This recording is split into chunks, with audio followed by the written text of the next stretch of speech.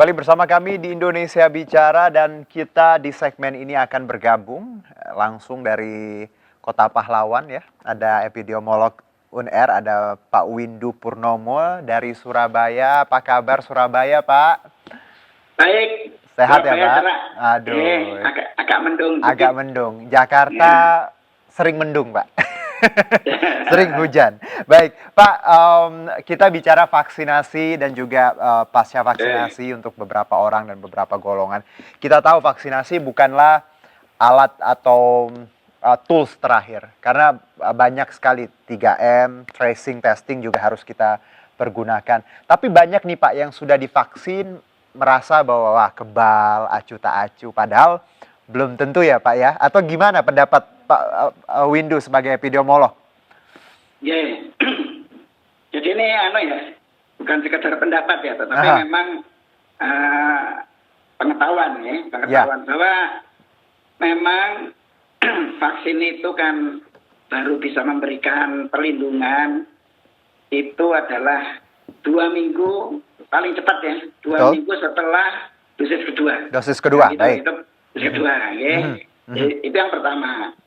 Dan pada yang lebih tua, jadi yang di atas 59 tahun, itu sedikit mundur. Jadi artinya agak lebih lama ya?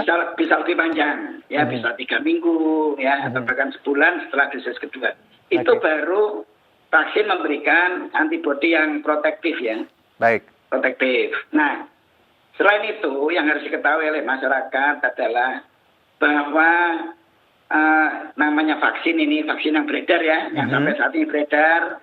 Sekarang di Indonesia sudah ada 2 yang masuk, yaitu yang baru kemarin AstraZeneca ya. Iya, AstraZeneca. Itu belum beredar maksudnya belum ke masyarakat. Tapi yang pertama Sinovac. Itu yang jelas bahwa vaksin-vaksin ini itu preventing disease ya. Jadi artinya kalau orang sudah terproteksi, itu yang diproteksi adalah bahwa dia tidak akan sakit. Artinya gejalanya, jadi dia masih bisa kemasukan virus, tetapi virus itu tidak membuat dia sakit. Baik. Ya, jadi artinya gejalanya ringan. Tetapi dia masih bisa nulari orang lain gitu. Ya, karena virusnya sudah berada di tubuhnya, tetapi dia tidak menjadi sakit. Makanya karena itu, baik yang belum divaksinasi karena belum mendapatkan giliran, maupun mereka yang sudah divaksinasi harus tetap protokol kesehatan itu harus 100% dijalankan. Ini knowledge yang penting sekali dari Pak Windu bahwa tadi antibodi terbentuk setelah dosis kedua itu 2 minggu, bervariasi ya Pak ya, tergantung usia, tapi paling cepat tadi 2 minggu. Dan tadi walaupun kita divaksin mungkin agak sedikit kebal seperti itu, tapi kita bisa sangat menjadi penular itu bisa ya Pak ya? Betul, masih bisa menularkan, dan itu yang bahaya. Jadi ini harus menjadi perhatian bersama untuk siapapun yang sudah divaksin, tidak ada alasan untuk tidak tetap pakai masker ya Pak ya? Betul. Dan jaga jarak. Lalu Pak, kita bicara proses vaksinasi di tanah air. Ada berbagai kategori untuk saat ini kan, ada awak media, lansia, juga ada pemuka agama, pelayan publik. Anda melihat proses ini, apakah sudah cukup tepat untuk golongan-golongannya atau harusnya ada golongan lain yang dimasukkan di awal seperti ini, Pak? Jadi vaksinasi kan tujuannya adalah untuk menurunkan tingkat penularan, ya, dan jadi artinya menurunkan, mencegah sakit, ya. Jadi tentu mereka yang paling berisiko untuk sakit karena dia terpapar oleh orang lain seperti nakes, itu nomor 1. Kemudian yang kedua adalah mencegah terjadinya kematian. Jadi mereka yang sangat berisiko untuk meninggal kalau dia tertular, yaitu siapa itu? Para lansia, kemudian para mereka yang punya komorbid, ya, jadi penyakit penyerta, itu harus menjadi prioritas pertama. Jadi di dunia itu selalu 2 golongan itu yang paling pertama divaksinasi, yaitu para nakes, tenaga kesehatan atau SDM kesehatan, dan kemudian yang kedua adalah para mereka yang lansia, jadi yang di atas, yang 60 tahun ke atas dan yang punya komorbid, itu yang didulukan. Baru berikutnya adalah golongan lain. Baik. Nah, jadi pemerintah sebenarnya sudah tepat ya. Jadi lansia ini masuk tahap kedua. Baik. Dan itu yang tepat sudah. Yeah. Baik. Jadi sejauh ini sudah cukup baik ya Pak ya untuk kategori-kategori atau yang diprioritaskan memang yang rentan seperti itu ya Pak ya. Betul. Oke, Pak. Lalu kita bicara juga untuk kita tahu kan beberapa penyintas ini juga divaksin. Kemarin saya dengar syaratnya itu setelah 3 bulan kalau tidak salah. Apakah ini menurut Anda efektif atau sebenarnya kalau kita tahu penyintas kan bukannya sudah punya antibodi Pak karena sudah pernah kena seperti itu. Gimana Pak? Ya, makanya karena itu mereka yang penyintas tidak langsung divaksinasi ya. Baik. Kalau dia masih belum sampai 3 bulan, karena memberi kesempatan dulu kepada mereka yang belum mempunyai kekebalan.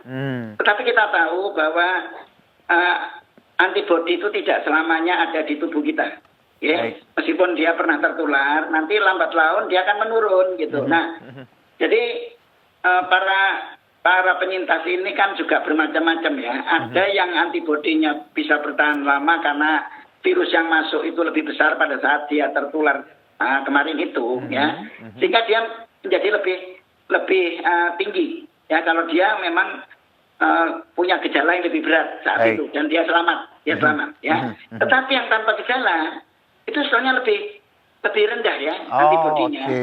Sehingga dia bisa lebih cepat turun antibodinya sehingga dia tidak terlindung. Makanya karena itu diputuskan mereka para penyintas tetap akan diberikan vaksinasi, tetapi setelah 3 bulan. tadi bulan ketiga pasca dia sembuh. Gitu. Ini pertimbangannya tadi ya Pak ya. Nah itu juga jadi edukasi bersama bahwa sebenarnya yang penyintas juga memang perlu mendapat vaksin tapi bukan prioritas ya Pak untuk saat ini karena tadi ada jeda waktunya mereka mungkin masih punya antibodi. Lalu Pak kita bicara bahwa kabar baik bahwa vaksinasi berlangsung ya dan banyak yang sudah mendapatkan vaksin dan angka juga sedikit melandai sedikit saya bilang ya Pak ya bukan banyak. Anda sebagai epidemiolog melihat perkembangan atau prediksi di kedepannya ketika proses ini berlangsung dan juga angka sudah menurun walaupun kita juga ada ancaman mutasi bahwa ada mutasi baru seperti itu. Anda melihat bahwa kedepannya apakah kondisi akan lebih baik seperti itu Pak? Tentu ya. Jadi artinya gini. Tapi tentu kita tidak bisa terlalu berharap pada vaksin ya karena vaksin ini kan masih panjang ya, masih panjang. Jadi sampai hari ini kita masih memasukkan ke dalam tubuh penduduk itu warga itu masih sekitar kalau angka yang saya punya ini hanya 4,8 juta masih sampai hari kemarin. Ya ini data resmi dari Kemenkes. Padahal sasaran kita adalah 181 juta. Betul. Ya toh? Dan itu 2 dosis kan? Jadi 360 juta lebih. Ya, padahal yang baru masuk hanya 4,8 juta dosis. Ya. Masih sangat kecil. Baik. Ya. Itu belum sangat kecil lah itu ya, belum sampai berapa persen itu ya, masih di bawah 5%. Nah, jadi artinya ya, kalau sekarang ada penurunan jelas belum berasal dari efek vaksin. Ya, tetapi mudah-mudahan itu karena kepatuhan yang bagus sebetulnya ya. Tetapi kalau kita lihat kepatuhan sendiri sebetulnya belum bagus itu di Indonesia. Ya karena kemarin sampai akhir tahun ada penurunan menjaga jarak aja sudah yang disiplin tinggal 45%. Ya. Jadi kemungkinan ya angka yang turun itu ya tidak sepenuhnya karena penularan yang turun ya. Tetapi karena memang terus terang saja kalau kita mau jujur ini yang namanya testing itu dan tracing itu memang tidak agak merosot gitu meskipun hari-hari kemarin itu bagus ya. Kemarin saya kaget dan surprise ya 61.000 ya testingnya ya padahal sebelumnya sangat rendah, ada yang 19.000, 20.000 yang jauh di bawah angka minimum yang disyaratkan WHO yaitu 39.000 per hari untuk Indonesia. Ya, nah tapi kemarin bagus. Saya berharap itu dipertahankan hari kemarin ya. Mudah-mudahan hari ini juga tinggi sehingga betul-betul penurunan kasus itu karena memang penularan yang menurun. bukan karena testing yang merosot gitu. Baik, jadi semoga Oke. karena penularan yang menurun bukan malah tracing atau tesnya yang merosot ya Pak ya. Ya betul, Jadi betul. tracing, tes itu testing tetap jadi prioritas masif ya Pak ya. Prioritas. Baik Betul. Pak, satu mungkin kalau kita bicara mutasi ini kan sudah ditemukan di Indonesia, kita perlu was-was nggak sih Pak? Atau sebenarnya ya tadi bahwa namanya virus, kalau kita tetap jaga kesehatan, vaksinasi dijalankan, ya nggak perlu was-was. Kalau dari Anda sendiri, dari pendapat seorang epidemiolog, melihat ada mutasi yang saat ini ada di tanah air, seperti apa? Tentu was-was ya. Karena varian yang terutama yang dari Inggris, ya, Afrika Selatan, B117, juga ada yang dari Brasil juga itu, ya. Dan mudah-mudahan ini kan sudah terlanjur kemasukan strain ya yang dari Inggris, bahkan sudah ada di 5 kota sampai hari ini kan, ada 5 kota ya di Indonesia. Dan saya tidak tahu apakah sebarannya seperti apa karena itu tentu diperlukan genomic surveillance yang bagus ya. Oke. Nah tentu itu akan meningkatkan penularan kan. Jadi kalau masyarakat kepatuhannya menurun seperti hari-hari ini, tentu itu berbahaya. Nanti vaksinasi tidak akan nututi ya kalau penularan itu tinggi. Kenapa? Karena herd immunity ya. Kan kita sekarang herd immunity-nya kan membutuhkan 70% dari jumlah penduduk.